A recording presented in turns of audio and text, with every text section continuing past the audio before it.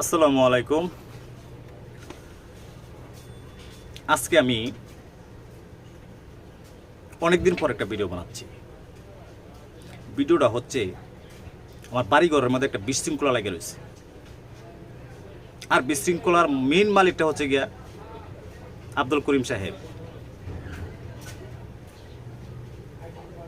এখন কথা হচ্ছে আব্দুল করিম সাহেব আবার কি করলো? ভাই, আমি কোনো হানাহানির দরকার না, মারামারির দরকার নেই। ওনার দরকার হচ্ছে ওনাকে শুধু আমি জাগা লেস্টি করে দিতাম। হ্যাঁ, জাগা লেস্টি করে দিতাম, তাহলে এটা প্রমাণটা কি? হ্যাঁ, ওনার প্রত্যেকটা কথা স্টেপ বাই স্টেপ আমার কাছে রেকর্ডিং আছে। উনি খুরিদ ভাইয়ের বউর নিয়ে একটা মামলা করছে, আমার নামে নারী নির্যাতন মামলা করছে। আমার এলাকার মেম্বার, আমার ওয়ার্ডের মেম্বার ছাড়াও আরও মেম্বার আছেন, মাইনেগুলো অনেক লোক আছে। প্রত্যেকটা লোকই তাদেরকে বুঝাইছে, কিন্তু কারো কথা শুনে নাই।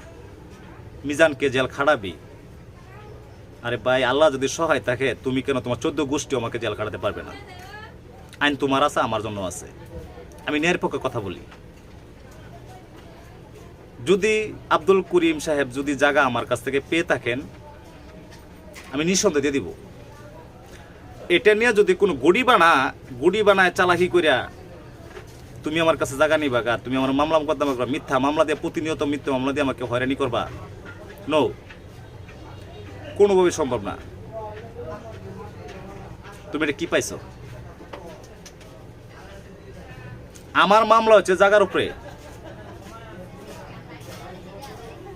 তুমি করে দিবা আমার নারী নির্যাতন মামলা। যেই মামলা আমার বয়স যাই হোক, আমি এত বড় বয়স আমি কোনোদিন দেখি না এই ধরনের মামলা করতে আমার গ্রামের মধ্যে। তুমি সাধারণ কিছু জায়গার জন্য তুমি এত বড় একটা মামলা করে দিবা? কি পাইছো তুমি এগুলা?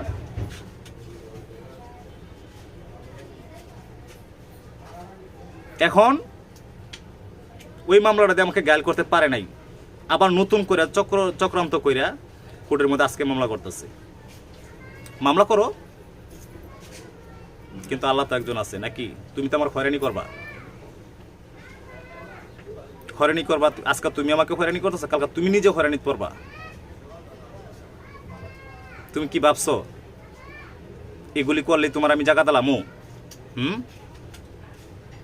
তুমি কোন সূত্রে তুমি আমার কাছে জায়গা চাও? তোমার পেট আছে, আমার পেট নাই। আর আমার জায়গার মধ্যে তুমি লোক করবে না, তোমার জায়গাতে আমি লোক করছি।